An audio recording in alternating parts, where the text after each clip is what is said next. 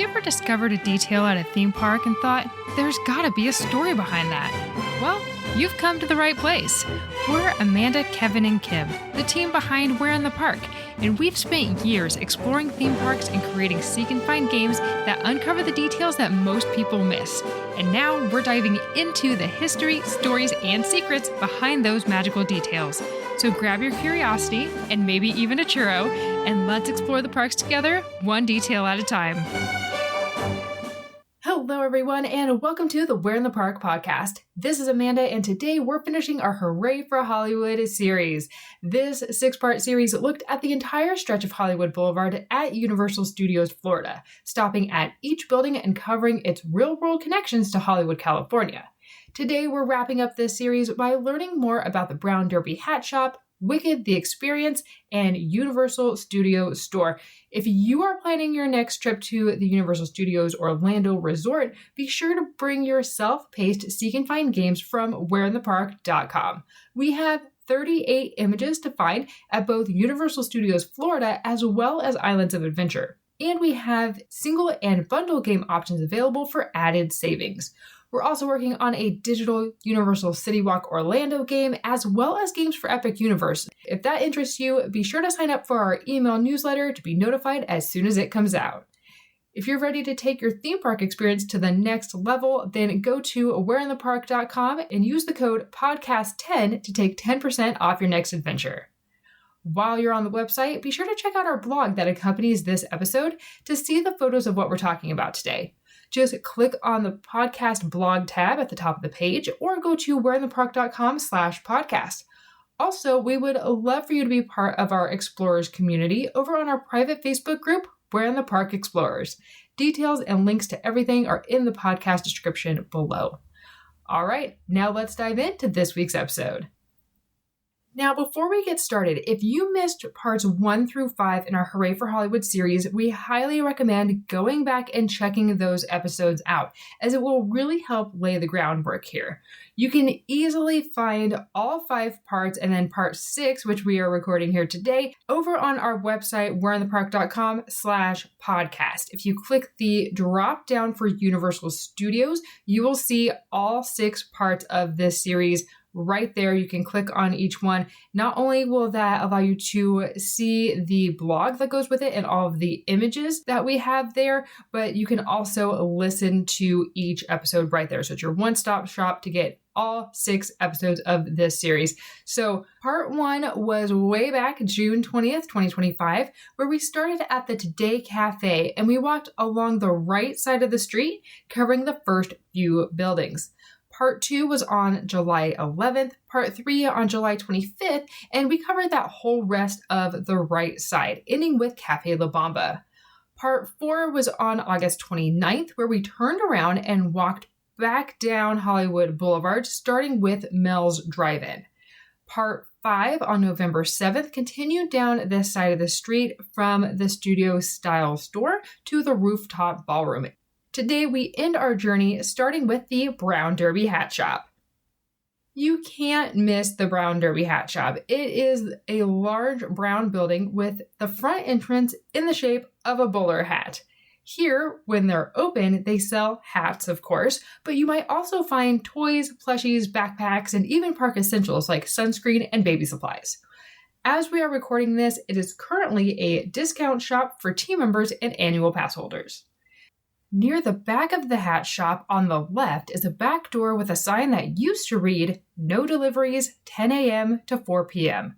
But now it says team members only, along with a sign above a doorbell that reads, "Ring bell for service." Now, for those of us who are Disney park goers, you may recognize this name from the restaurant that is at both Disney's Hollywood Studios and Disneyland Paris. The entrance of both of these restaurants does not feature the iconic hat, but there is reference to it on the signage for the building, and inside is themed to the classic original from 1920s Hollywood. The reason why Disney's Brown Derby restaurants differ from the Brown Derby Hat Shop found at Universal is because they were inspired by 2 different Brown Derby restaurants in Los Angeles. Disney's restaurants are based on the Spanish colonial revival architecture found at the Hollywood Brown Derby at 1628 Vine Street in Hollywood, which served guests from 1929 to 1985.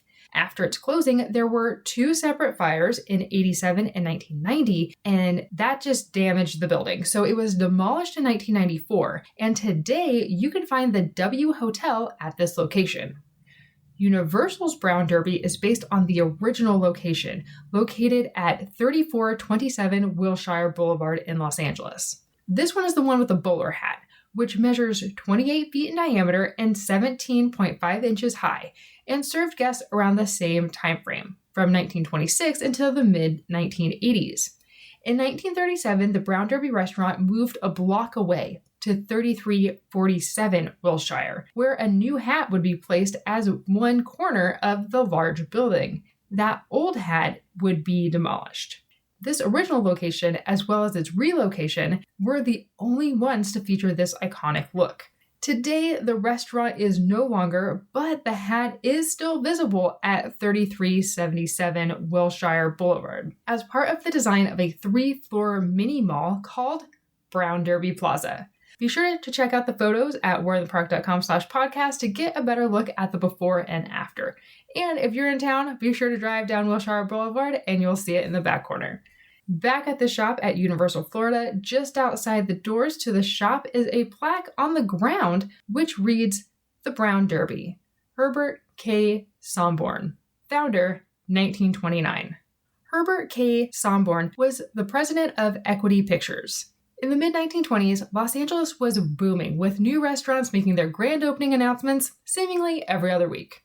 Herbert decided to enter the business and submitted a building permit application to the city on November 17, 1926, with Raymond J. Kiefer listed as the architect.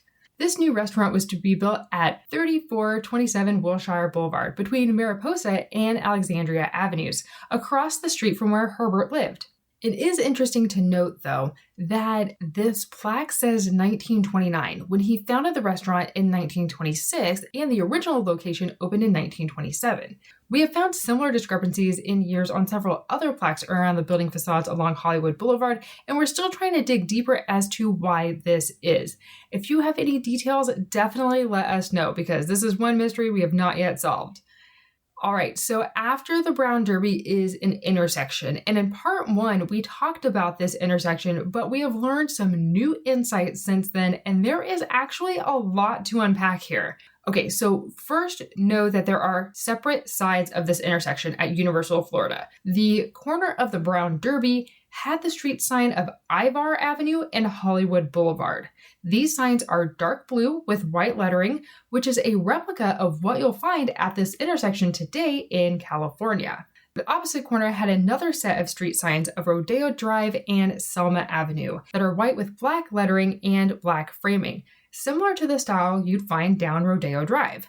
Now, these streets actually do not cross, which led us down the rabbit hole as to why these particular streets were chosen. Now, big disclaimer here. I said these corners had street signs. Back when we were there in 2024, both sets of signs were at the park. However, when we went back in September of 2025, as well as on a live stream from Theme Park Giant 9 days ago as of this episode's release, both the signs of Rodeo Drive and Selma Avenue were missing. So we hope that when you go to the park next, these signs will be there. If not, check out our blog as we have photos from our past visits. This intersection is actually a huge part of the storytelling in multiple ways. First, picture this as your working movie studio. As a director, you want your camera to be at certain angles, and the street signs need to reflect the area you're in. If you are standing next to Macombo, facing the Bourne Stuntacular, you'll only see the street signs of Rodeo Drive on one side of the street and Hollywood Boulevard on the other, which, if you're at this intersection in California, means you're in Beverly Hills. This is also apparent by the large Beverly Hills sign at the end of the street next to the Bourne Stuntacular show. Now, turn around. Stand next to the Brown Derby, facing Macombo. There, if your camera is angled correctly, you should only see the street signs of Ivar Avenue and Selma Avenue. These streets are not only just in Hollywood, but if you take Selma all the way down, turn right onto Sunset Boulevard and go down 4 blocks, you'd be at Macombo. 2 blocks before that, you would have hit Olive Drive, which is where Zero's used to be. So while that might be a bit of a stretch, it stands to reason that these streets do belong here. But surely there's more to the story, right? Like, who are Ivar and Selma? Well, Ivar Alexander Weed, that's W-E-I-D, was born in 1837 in Denmark and immigrated to the United States in 1861. After serving as a Union captain in the Civil War, he and his wife Marie moved to Los Angeles, California in 1870. In 1876, he got a job with the U.S. government as a revenue gouger, otherwise known as a customs inspector. The job included 640 acres of federally owned land around present-day Western Avenue and Santa Monica Boulevard. Ivar started farming and flipping the land and earned wealth and property, becoming an early pioneer. One of his properties included a 240-acre ranch in Holly Canyon, named for the wild California holly that grew there. This area was later called Weed Canyon after him. Ivar partnered with wealthy realtor Harvey Wilcox on a number of properties in Southern California. Now, there is a theory out there that one day Ivar had a conversation with Harvey's wife, Deida. That's D-A-E-I-D-A. Her real name was Ida, and then she added the day part in front of it. So the theory goes that Ivar is having a conversation with Deida, and he's talking about his field of holly plants, and he suggests the name Hollywood. Thus, the surrounding area became Hollywood. Again, that's just a theory, but it's pretty good. Another theory, according to the book The Story of Hollywood by Gregory Paul Williams, was that Deida was on a train ride back to Ohio when she overheard the word Hollywood from a woman nearby who had an estate in Illinois by the same name. In any case, Harvey and Deida had 120 acres of land in Hollywood, California, which is the section of Hollywood today from Franklin Avenue to Sunset Boulevard, north to south, and Whitley Avenue to Gower Street, west to east. In this rectangular piece of land, you'll find many iconic locations, as Hollywood Boulevard runs right through the middle of this area. You'll also find Wilcox Avenue, Ivar Avenue, and Selma Avenue. Over on our blog for this episode, I have a map that outlines everything, so be sure to check it out. Going back to the book, The Story of Hollywood, there's an excerpt in which the author describes how Harvey and Deida would map out their property and took great amusement in naming the streets. Quote, "For a personal touch, there was a street for Harvey, Wilcox Avenue, and one for Deida, Day Avenue, which later became Hudson Avenue and Schrader Boulevard. They named 2 streets after the children of Mr. Weed. His 2 children crossed the Wilcox property daily on their way to a 1-room school at Sunset and Gordon. Deida named the children's path after them, Ivar and Selma Avenues." End quote. As for Selma Avenue, Selma is Ivar's daughter. While she has 4 other siblings, to our knowledge, she's the only one of Ivar's children with a street name. If you have any other details about this, definitely let us know. I know that was a really long walk about street names, but I personally found it interesting, and I had a lot of fun exploring Google Maps and learning more about it, so I thought you might get a kick out of it as well, especially as we are from Southern California, so it's just a stone's throw away from where we're at. But all right, let's get back to Universal Studios Florida, shall we? Continuing down the street, you'll find a large building on the corner, featuring Wicked the Experience, which includes immersive theming, photo ops, exclusive merchandise, and authentic and replica costumes from the film Wicked for Good. Again, as we are recording this, the movie came out a few months ago, so the shop can change at any time. While the exhibits inside this building have changed over time, the actual building itself has not. But not much is available about the building, and there appears to be no connection to an actual building in Hollywood, California. That said, let's take a look at the different exhibits and shops that have been at this location over the years. When Universal Studios Florida first opened, this space was part of the park's early Hollywood Boulevard retail footprint. In the early years, it housed film memorabilia and collectibles, much in line with Universal's original identity as a working studio and a place to celebrate classic Hollywood. Then, in 1992, this building became something really special. Lucy, a Tribute. This was a walkthrough museum dedicated to Lucille Ball and the legacy of I Love Lucy. You could see costumes, personal memorabilia, and learn about the early days of television production. But it wasn't just a gift shop. It was a love letter to classic TV and one of the most influential performers in entertainment history. It was especially fitting that this building was across the street from Mocambo, which, as you may recall from part 1 of this series, Lucille Ball and Desi Arnaz were regulars at Mocambo, whose main stage was the inspiration of the famous performance Desi and his band had at the Tropicana Club. Lucy, a Tribute, stayed at Universal for more than 2 decades, finally closing in 2015. Lucy is still honored in the parks, though. For example, you can find her star along the Walk of Fame, located in front of the Brown Derby Hat Shop. Around the same time, the left side of the building also included the Betty Boop store, which was marketed as the home of the world's largest Betty Boop collection. In 2016, the building was converted to the Hello Kitty store, bringing in bright colors and cute aesthetics for a new generation of park guests. Then, in 2023, the middle section became UNIVRS, spelled UNIVRS, a fashion-forward retail space that focused on limited edition merchandise and streetwear-inspired clothing tied to Universal franchises. The Hello Kitty store would remain on the right side of the building. Then, in September of 2024, Universal overhauled the entire building to make room for Wicked: The Experience, which opened in November that year. And as I alluded to at the top of this section, the outside of the building has recently changed for the sequel, Wicked for Good. And what I love about this timeline is how clearly it mirrors Universal's evolving priorities over time.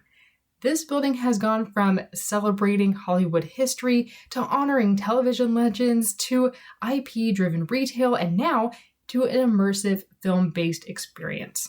It's the same footprint, but the storytelling goal has shifted over time. Speaking of storytelling, the last building in this series is the Universal Studios store, which, if you're walking in the direction we've been going, it's at the far end of the street across from Wicked: The Experience building. This large store serves as one of the park's main flagship merchandise locations and is where you'll find a wide variety of character-inspired merchandise, keepsakes, and collectibles. Before heading inside, though, the front of this building has a lot to take in. Above the Universal Studios store sign is a triptych of 3 paintings with images in various reds, blues, and cream tones. Each panel is framed separately, but has a uniform curve at the top and squared off at the bottom. This tells us that each panel of the mural can stand alone in telling its own story. However, when observed as a whole, each panel serves as but a chapter of the overall story of Hollywood and movie making, with scenes throughout the cinematic history that intentionally overlap visually, allowing your eyes to easily move from one scene to the next. So let's take a moment to learn more about each section. Now, I highly recommend going to whereinthepark.com/podcast and find the blog that accompanies this episode because we have the pictures of these panels and it will really help to paint the picture of what I'm about to talk about. So, over on the left panel, you'll spot chaotic filmmaking energy. I'm talking cameras, spotlights, stunt performers, and moments of danger frozen in time.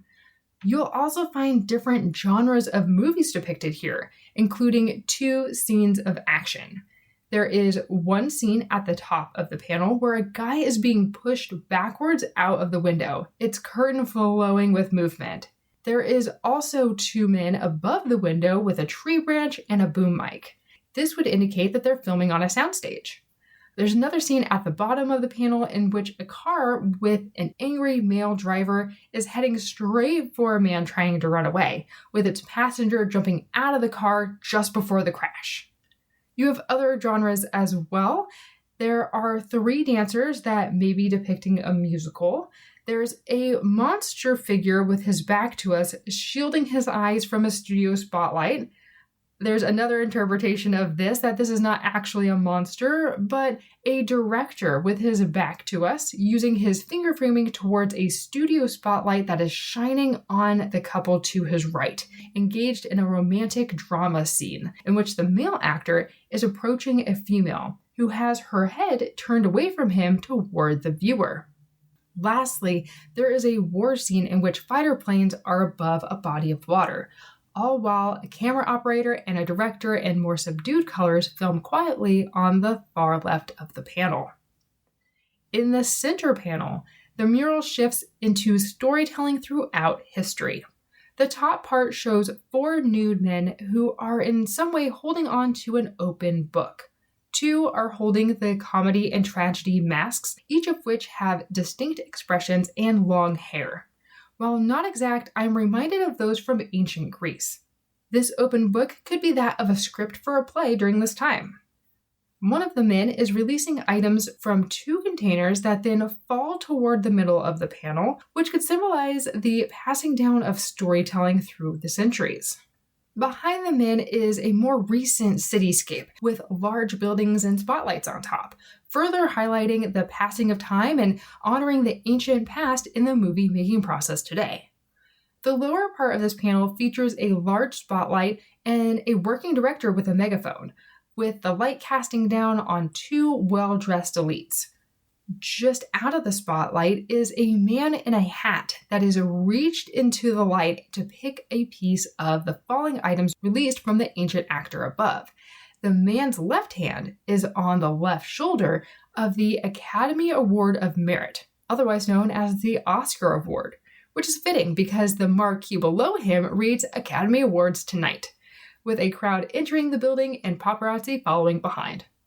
To the left is a movie theater, playing what might be Zorro or The Princess Bride, I'm not sure. But there is a sword fight going on, which is pretty fun. And to the left of that is more behind-the-scenes magic with another large spotlight and 2 people, though I'm not sure what they're doing exactly. There's a man sitting on a stool and a woman below him who might be reading a script. I'm not really sure, but it's at the bottom of the panel and it's kind of hard for me to make out. So if you have any ideas or interpretations, definitely let me know. All right, so moving on to the right panel. At the very top, you have 2 guys in movie theater seats actively discussing the scene in front of them, which what looks to be the torch of the Statue of Liberty, with a person at the top reaching over in a failed attempt to save his falling friend. Because the 2 guys in the theater are actively discussing this to me is depicting the editing process. Below this scene are band players, which clearly emphasizes the importance of music in every movie.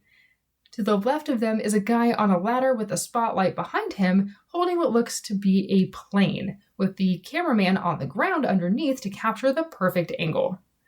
Below that is a picture of a large ape who looks quite angry and is holding something in each hand, though I'm not quite sure what they are. To me, this is placed within the panel for maybe one of 2 reasons. One, it visually counters the monster on the far left panel, or if you think that's a director and not a monster shielding its eyes, this could also be to highlight the different techniques used to create such movies as King Kong, like stop motion animation, puppetry, and miniature rear projections.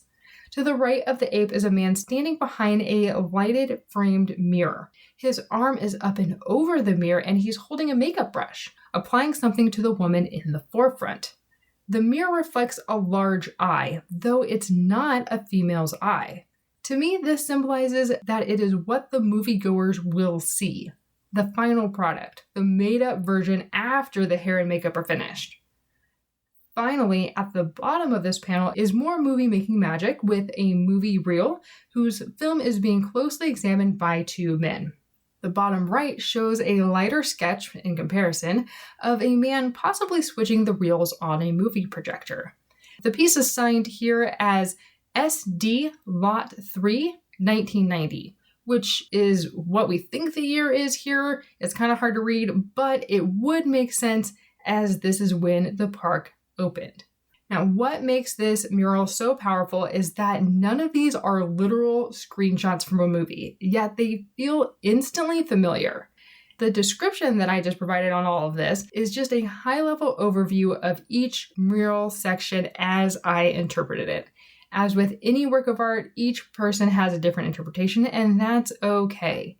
In researching this episode, there was absolutely no information that I could find with concrete evidence of this is what this means, this is what that means. So if you want to see the photos of the mural and dive deeper into these details, again, check out the blog over at whereinthepark.com/podcast. And there you can share in the comments of what themes or movie scenes you see when you take a closer look at these, because everyone brings their own movie memories and interpretations to this piece, and maybe one of the scenes you recall from a movie that we've never seen. So definitely share your experiences with us and what your interpretations are of this piece. All right, to the right of the main shop entrance is a bronze plaque that reads the Lindbergh Building, dedicated to the memory of Chuck Lindbergh. Chuck's face is shown in the middle of the plaque under the inscription with his birth year of 1931 and the year of his passing of 1989. There are 2 flaming torches that are framing either side of the plaque. Now, not to be confused with the World War II Marine Charles W. Chuck Lindbergh, this Chuck Lindbergh was the director of merchandise for Universal Studios. While he passed away shortly before Universal Florida opened in 1990, he was instrumental in curating the collection of movie memorabilia for displays in shops, as well as some for guests to purchase. Unfortunately, not much else is known about him, so this plaque is really a nice way to honor his contributions to the company that might otherwise be lost to time. And as they say in Hollywood, that's a wrap. We have come to the end of the Hollywood section of Universal Studios Florida. Over the last few months, we have explored each building of this area, and we hope that you now have a deeper understanding and appreciation for the craftsmanship and attention to detail that the park designers have intentionally placed in this land. We would love to hear your thoughts about this series, as we have similar series in mind for different areas of this park, as well as other Universal and Disney parks. So let us know. Did you like this format? Should we have each episode in the series be back-to-back episodes or space them out over time as we did with this one? Share your thoughts over at our private Facebook group, Where in the Park Explorers, or DM us at Where in the Park on your favorite social media platforms. Again, the links to everything are in the show notes below. And until next time, we'll see you somewhere in the park. Bye for now. Thanks for exploring with us today. If you're ready to take your park experience to the next level, check out Where in the Park Games. They're self-paced, seek-and-find adventures designed for you to experience the park in a whole new way. Whether you're visiting for a birthday, a family gathering, date night, or even a solo trip, you'll be searching up high and down low for the details found in the park's theming. Get ready to discover a deeper appreciation for your favorite theme park with a Where in the Park game and take 10% off your next adventure by using code PODCAST10. Which park will you explore next? Until then, we'll see you somewhere in the park.